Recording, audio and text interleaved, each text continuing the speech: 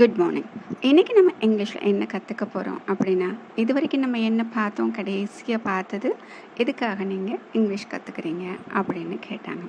அடுத்தது இப்போ என்ன கேட்க போகிறாங்க அப்படின்னா, நீங்கள் உங்கள் ஃப்ரீ டைமில் என்ன பண்ணுறீங்க அப்படின்னு கேட்க போகிறாங்க. ஸோ அதுக்கு கொஸ்டின் எப்படின்னா, what do you do in your free time? சரியா? அப்போ எப்படி கேட்க போகிறாங்க, what do you do in your free time? சரிங்க, இப்போ நம்ம எல்லாருக்குமே ஃப்ரீ டைம் இருக்குங்க.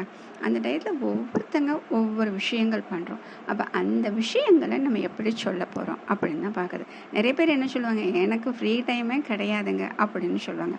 அப்படி சொல்கிறதா இருந்தால், ஐ don't have any free time. சரியா? இப்போ எனக்கு ஃப்ரீ டைமே கிடையாதுன்னு சொல்கிறது.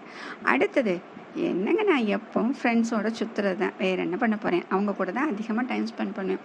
ஸ்கூலுக்கு போவோம், வருவோம், இதெல்லாம் செஞ்சு முடிச்சுட்டு ஆஃபீஸ் போகிறோம், வர்றோம், போயிட்டு வந்துட்டு பிள்ளைங்களோட ஃப்ரெண்ட்ஸோடு சுற்றுறோம் அப்படின்னு சொன்னோம். அப்படின்னா அந்த மாதிரி சொல்கிறதுக்கு ஐ usually hang out with friends.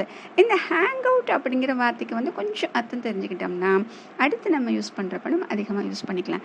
ஏன் அப்படின்னா, எந்த ஒரு இடத்த அதிகமாக நம்ம டைம் வந்து ஸ்பெண்ட் பண்ணுறோம், ஒரு இடமா இருக்கட்டும், இல்லை யார் கூடயாச்சும் நம்ம டைம் அதிகமாக ஸ்பெண்ட் பண்ணுறோம். இப்போ ஒன்றும் இல்லை, ஆஃபீஸில் தான் நம்ம அதிகமாக ஸ்பெண்ட் பண்ணுறோம் அப்படின்னா அந்த இடத்துல சொல்லலாம். இல்லை ஃப்ரெண்ட்ஸ் கூட அதிகமாக இருக்கும் அப்படின்னா அப்படி சொல்லலாம்.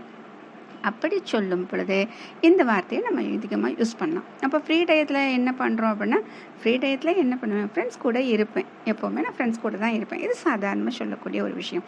அப்போ இதுக்கு வந்து இந்த வேர்ட்ஸ் யூஸ் பண்ணுறோம் இல்லையா, ஏன்னா நம்ம யூஸ் பண்ணக்கூடிய அந்த வார்த்தைகள் தான் நம்மளுடைய இங்கிலீஷை வந்து மற்றவங்களுக்கு காண்பிக்க போகுது. அப்போ இங்கே என்ன நம்ம யூஸ் பண்ணுறோம் அப்படின்னா, ஐ usually hang out with friends அப்படின்னு சொல்லியாச்சு.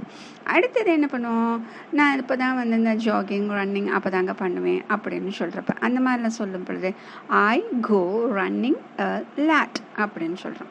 அடுத்தது நிறைய பேர் இந்த வாலண்டியர் ஒர்க்கெலாம் நிறைய பண்ணுவாங்க. எப்போல்லாம் டைம் கிடைக்குமோ எங்கேயாச்சும் போய் ஏதாச்சும் ஒரு வாலண்டியர் ஒர்க் பண்ணுவாங்க.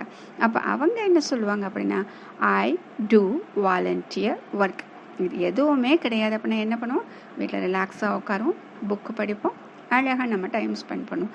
அப்போ அந்த சமயத்தில் அது போல் சொல்கிறதுக்கு என்ன யூஸ் பண்ணுவோம் அப்படின்னா, ஐ like reading and relaxing at home. இப்போ எனக்கு வாசிக்கிறது மட்டும் பிடிக்கும் அப்படின்னா ஐ லைக் ரீடிங் அப்படின்னு சொல்லிடுறோம்.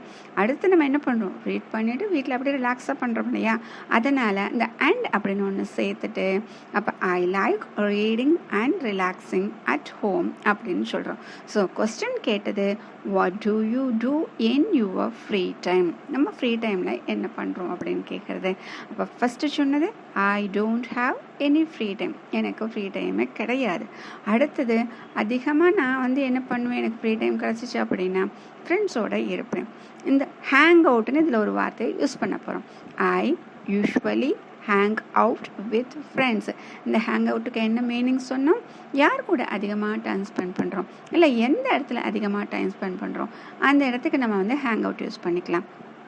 அடுத்தது, இந்த ரன்னிங் எல்லாம் பண்ணுவேன் அப்படின்னு சொல்லும் பொழுது ஐ கோ ரன்னிங் அ லாட். அடுத்தது என்ன சொன்னோம், ஏதோ ஒரு வாலண்டியர் ஒர்க்கெலாம் நம்ம பண்ணுறோம், சோஷியல் சர்வீஸ் மாதிரிலாம் பண்ணுவோம். அப்படிலாம் செய்யும் பொழுது ஐ டூ வாலண்டியர் ஒர்க்கு.